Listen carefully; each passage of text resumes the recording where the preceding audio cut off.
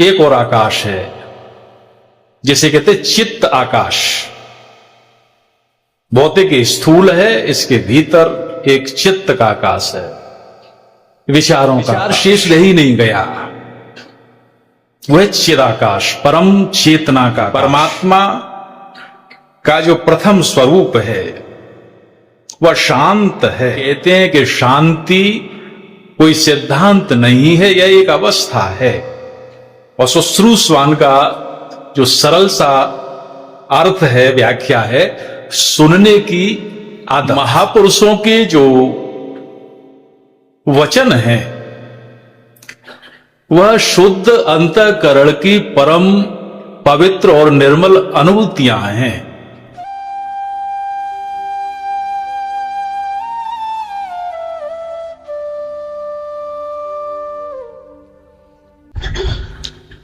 नाहं बसामि वैकुंठे योगिनां हृदयेषु मद्भक्त यत्र गायन्ति तत्र तिष्ठामि नारद। भगवान कहते हैं कि न तो मैं वैकुंठ में ही निवास करूं और न ही मेरा निवास योगियों के हृदय में। मैं तो कहां निवास करता हूं? मद भक्त यत्र गायन्ति तत्र तिष्ठामि नारद। हे नारद, जहां मेरे प्रेमी, निष्काम प्रेमी परम निर्मल अनुराग के साथ मुझे याद करते हैं, मेरा गुणानुवाद करते हैं, मेरी उपस्थिति वहां पर होती है। यह भव्य दरबार परम समर्थ गुरु महाराज का कुछ ऐसा ही है। उनके समस्त प्रेमी उन्हीं की हुजूरी में बड़े परम निर्मल अनुराग के साथ उन्हीं की यादों में निमग्न उन्हीं का गुणानुवाद सुन रहे हैं। इसीलिए उनकी उपस्थिति है। वे अपनी समस्त अवस्थाओं में यहां पर विराजमान हैं और हम अपने अंतस में यह जो परम निर्मल शांति का अनुभव कर रहे हैं, यह उन्हीं की उपस्थिति का संकेत है। ऐसे उन परम समर्थ गुरु महाराज के श्री चरणों में आइए हम सभी शत शत प्रणाम करें, नमन करें। महापुरुषों के जो वचन हैं वह शुद्ध अंतःकरण की परम पवित्र और निर्मल अनुभूतियां हैं। उनके वाणी, उनके वचन, उनके एक एक शब्द। इसलिए महापुरुष कहते हैं कि शुश्रूषवान बने। ये शब्द बड़े कमाल का है, अद्भुत शब्द है। और शुश्रूषवान का जो सरल सा अर्थ है, व्याख्या है, सुनने की आदत। यदि यह किसी प्रकार से हम में आ जाए, एकाग्र चित्त होकर उनके शब्दों को सुनने की आदत यदि आ जाए, तो हम न सिर्फ अपना बल्कि संपूर्ण मानवता का कल्याण करते हैं। सेवा का प्रारंभ या सेवा के साथ में शब्द लगा हुआ है, सेवा शुश्रूषा। सेवा हम तभी कर पाएंगे जब पहले शुश्रूषवान बने। तो उन्हीं के कुछ भाव हैं, विचार हैं। परम भागवत परम पूज्य पंडित जी महाराज का एक वाक्य है, हम उस पर विचार करें, मनन करें। उनकी अमोघ वाणी है। वे कहते हैं कि शांति कोई सिद्धांत नहीं है, यह एक अवस्था है बस। अब जरा मनन करें, विचार करें। परमात्मा का जो प्रथम स्वरूप है वह शांत है, परम शांति। यदि हम उसकी हुजूरी में बैठे हैं वास्तविक रूप से, हाजिरी शब्द भी उसी से बना, अटेंडेंस, निश्चित जानिए वह शांति की अवस्था हम अनुभव करेंगे। फिर उसी वाक्य पर फिर आए, शांति कोई सिद्धांत नहीं है, कोई थ्योरी नहीं है, एक अवस्था है। और अवस्था जो है वह वर्णन का विषय नहीं, वह अनुभव का विषय है। जहां वर्णन है वहां अवस्था नहीं, और जहां अवस्था है वहां वर्णन नहीं। इसे और सरलता से समझाया उन महान संत ने कि गहरी निद्रा में क्या आप निद्रा का वर्णन कर सकते हैं? वो गहरी निद्रा, गहरी नींद एक अवस्था थी, और यदि उस गहरी नींद का वर्णन करना चाहें तो आपको उस अवस्था से नीचे आना पड़ेगा। उस अवस्था में नींद का वर्णन तो नहीं किया जा सकता। जैसे कि आप गहरी नींद में सो रहे हैं, उस अवस्था का आप अनुभव कर रहे हैं, उस डीप स्लीप, उस गहरी अवस्था, उस गहरी नींद। तो क्या एक गहरी नींद में जो व्यक्ति है, क्या उस नींद के सुख का, उस अवस्था का वर्णन कर सकता है? क्या संभव नहीं। अनुभव तो करेगा। वर्णन उस नींद का, जब वो नींद खुली तो वो कह सकता है कि हां आज मुझे बड़ी अच्छी नींद आई, मैं बड़ा तरोताजा हुआ।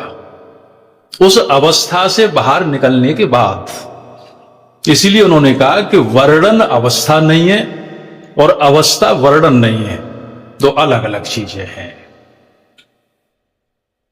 शांति एक अवस्था है, सिद्धांत नहीं है। और जिसने उस परम शांति का अनुभव कर लिया वह परमात्मा को तत्क्षण अनुभव कर लेता है। श्रीमद् भगवत गीता कहती है, श्रद्धावान लभते ज्ञानम मत पर संयतेन्द्रिय ज्ञानम लब्ध्वा पराम शांति अचिरेण अधिगच्छति। अचिरेण तत्काल उसे परम शांति प्राप्त हो जाया करती है, वो शांत हो जाता है।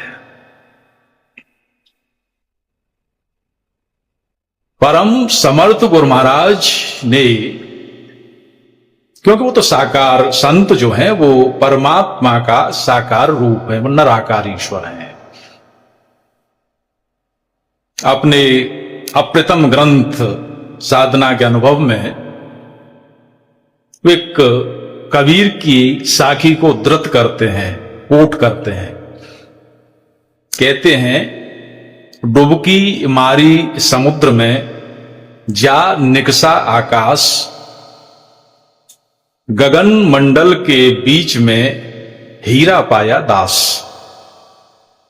अब इसकी व्याख्या को थोड़ा सा सुश्रूषवान होकर हम सुने, कैसे उस शांति के तल पर हम पहुंच सकते हैं, महापुरुष कैसे पहुंचा देते हैं।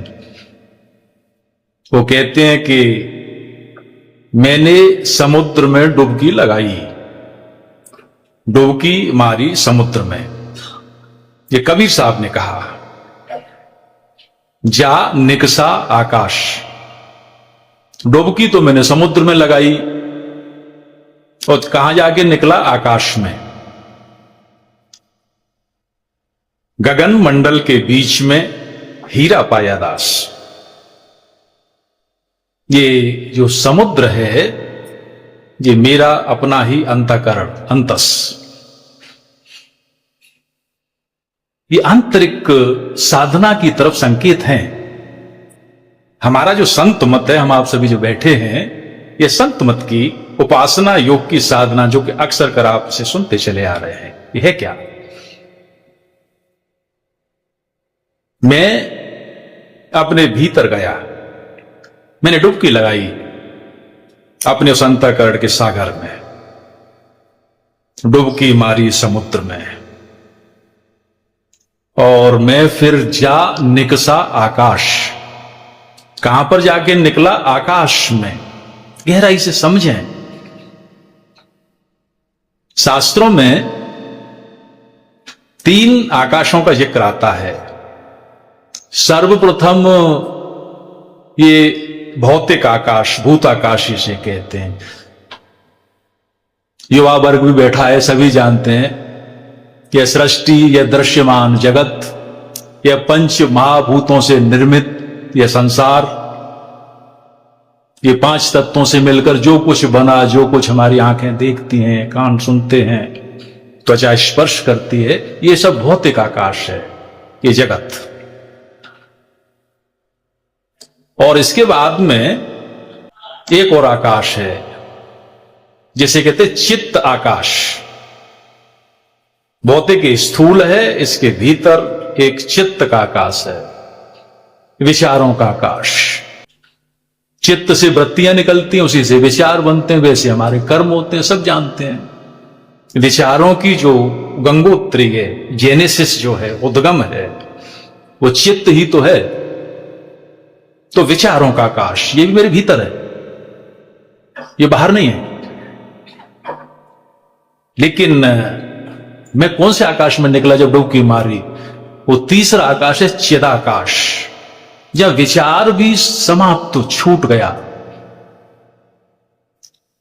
या विचार शेष रह ही नहीं गया। वह चिदाकाश, परम चेतना का आकाश, विशुद्ध चेतना। मैं भी जहां पर पीछे छूट गया, और ये मैं उस गुरु कृपा से ही छूटता है। उस डुबकी में वो साथ रहते हैं, स्मरण रहे। जा निकसा आकाश, मैं उस परम चेतना, उस चिदाकाश में जाके निकला, और उसके केंद्र में मुझे क्या मिला? गगन मंडल के बीच में हीरा पाया दास। मुझे वो हीरा मिल गया, वहां मिला वो अवस्था, वो परम शांति की अवस्था, जहां पर कुछ शेष रह ही नहीं गया, जहां कुछ भी नहीं बचा, और जहां कुछ भी नहीं है वहीं तो वह परमात्मा है। परम भागवत परम पूज्य पंडित जी महाराज से एक उनके अनन्य शिष्य ने प्रश्न किया था, ध्यान का उद्देश्य क्या है? क्या उद्देश्य, पर्पज क्या है ध्यान का? तो जानते हैं, बड़ा सरल सा उत्तर दिया था उन्होंने। बोले, ध्यान का उद्देश्य कुछ प्राप्त करना थोड़े ही है। ध्यान का उद्देश्य कुछ नहीं को प्राप्त करना। विचार है, हम कहते हैं कि हम गहरे ध्यान में डूबे, हमें आनंद मिलेगा, हमें ये मिलेगा, वो मिलेगा, और वो कहते हैं ध्यान का परम लक्ष्य है कुछ नहीं की अवस्था प्राप्त करना, या कुछ भी न रह जाए, कुछ शेष ही न रह जाए, वह अवस्था। कुछ रहा ही नहीं, विशुद्ध परम निर्मल रिक्तता, कृष्ण की बंसी की भांति, जिसमें कुछ है ही नहीं, बिल्कुल रिक्त है वह बांसुरी। इसलिए भगवान उसे हर वक्त अपने अधरों से लगाते हैं, वो रिक्त है। ये जो मार्ग है, ये मार्ग है विशुद्ध प्रेम, विशुद्ध शांति का, निष्काम प्रेम का, जो अध्यात्म का मार्ग है। परम समर्थ गुरु महाराज की अमोघ वाणी है, रहे मन पेड़ो प्रेम को, निपट सिलसिली गेल, बिशलत पांव पिपीलिका, लोग लदावत बैल। हर साधक को समझना चाहिए, और उससे भी ज्यादा आचार्यों को गहराई से। तो कहते हैं कि ये जो मार्ग है ना, ये बड़ा फिसलन भरा है।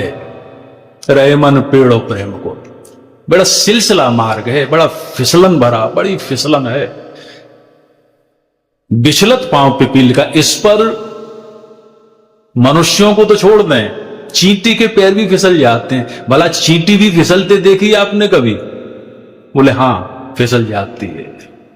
इस मार्ग पर विचलत पांव पिपील का, चींटी, और लोग लदावत बैल। हम इस पर बड़ी बड़ी कामनाओं की गठरी अपने सर पर बांधकर चलते हैं। न जाने कितनी कामनाएं, इहलौकिक और पारलौकिक दोनों। सांसारिक कामनाएं साधारण व्यक्तियों को, और जो थोड़े से असाधारण हैं उनकी पारलौकिक कामनाएं, यश की कामना, प्रतिष्ठा, और न जाने क्या क्या, ज्ञान का अभिमान, जाने क्या क्या। कैसे संभव है? वह परम शांति जिसके लिए वो फिर वही बात वो कहते थे, शांति एक अवस्था है, ये सिद्धांत नहीं है।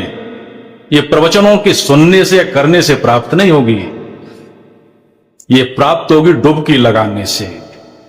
अपने अंतःकरण में डुबकी लगाएं, उस परम चेतना के निर्मल आकाश में जाएं।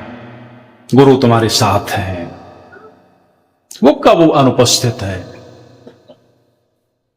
वो कहा करते थे, उन्हीं का मोगवाणी है।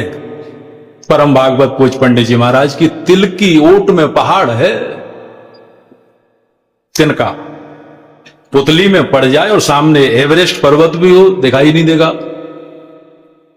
तिल की ओट में पहाड़ है। कोई व्यक्ति आपकी पलक खोल के उस तिनके को हटा दे, वो दिखाई दे जाए। वह नयना विराम दृश्य, वह गुरु, वह विराट, वह हर वक्त है, सर्वत्र है, अंग संग है। वह ज्ञान का बस तिनका अंतर्नेत्र में पड़ गया है, और अपने हटाए से हटेगा नहीं, याद रखना। हम अपनी आंख में पड़े तिनके को स्वयं अपने प्रयास से हटा नहीं सकते, वही हटा सकते हैं। और जब वो हटा देते हैं तब हमें उनके उस महान स्वरूप का दर्शन होता है, हम शांत हो जाते हैं। वो समर्थ हैं, और उनका जो विराट स्वरूप, उनकी वह अवस्था, ऐसे महापुरुष उस अवस्था को जीते हैं। वो अधिक बोलते नहीं हैं, खाली सुबह से शोर की आवाज थी यहां, पानी से भर गई तो खामोश हो गए। परम समर्थ गुरु महाराज कहते हैं साधना के अनुभव में, सुबह कहते हैं घड़े को, घड़ा जब तक खाली होता है उसमें से बड़ी आवाज आती है जोर की, लेकिन वही घड़ा जब भर गया खामोश हो जाता है। कहते थे पहुंचे हुए अधिक बोला नहीं करते, उनका उपदेश है मौन का। उनकी उपस्थिति शांत कर देती है, वही शांति एक अवस्था है। किस प्रकार की अवस्था में रहते हैं ऐसे महापुरुष? एक संस्मरण याद आता है, बहुत लघु संस्मरण है।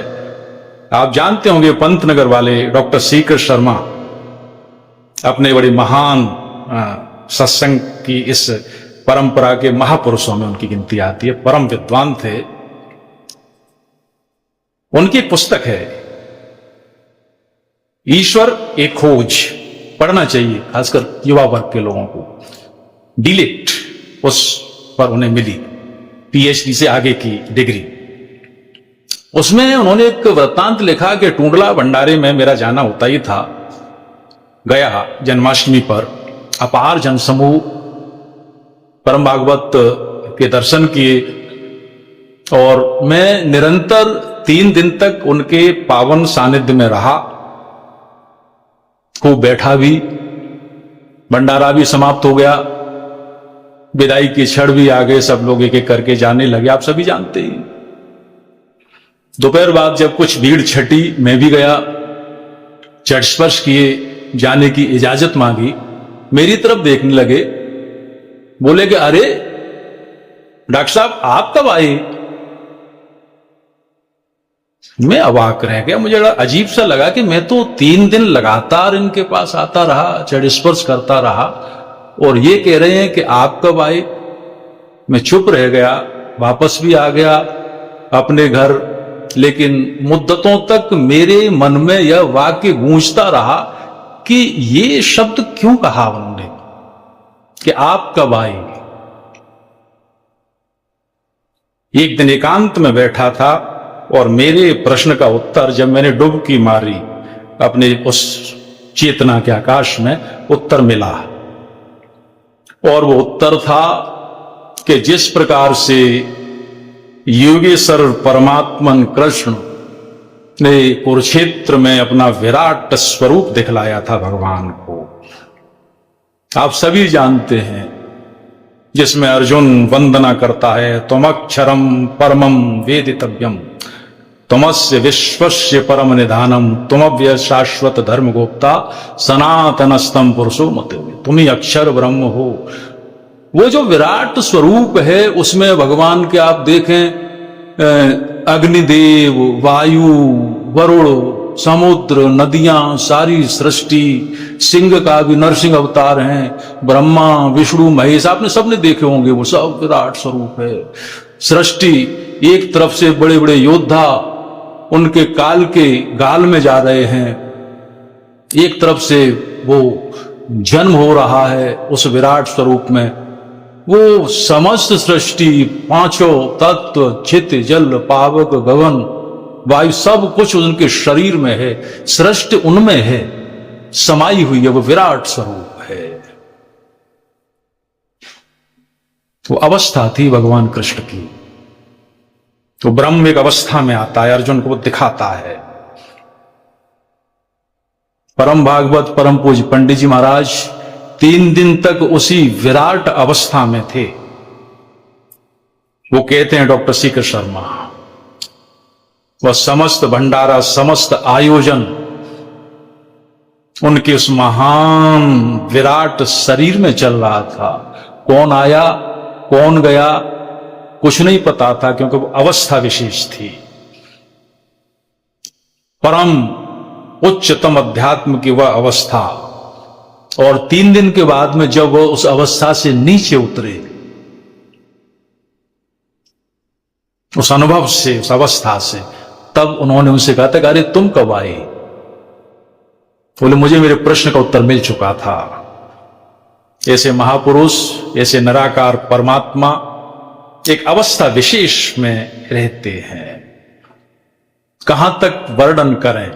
जहां वर्णन है वहां अवस्था नहीं है, जहां अवस्था है वहां वर्णन बहुत नीचे की चीज है। भगवान बुद्ध से जब उनके परम प्रिय शिष्य आनंद और अन्य ने पूछा था बोध के बाद में कि कुछ कहिए, बोले क्या कहूं, मैं जिस स्थान से अनुभव करके नीचे उतरा हूं वह वर्णन का विषय है नहीं, रहने दो।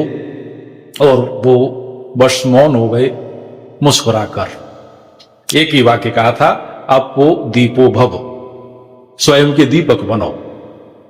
बस हम ऐसे ही दरबार में बैठे हैं, ऐसे समर्थ गुरु के सानिध्य में। उन्हीं से प्रार्थना करें, हे परमात्मन हमें भी ऐसा दीप बना दें कि हम अपने अंतस में भीतर प्रवेश करें, तो उस परम चेतना के निर्मल आकाश तक पहुंचने की हमें क्षमता प्रदान करें, ताकि हम उस परम शांति का अनुभव कर सकें और जीवन के श्रेयस को प्राप्त कर अंत में आप में लय हो जाएं, फना हो जाएं। गुरु महाराज दया कर।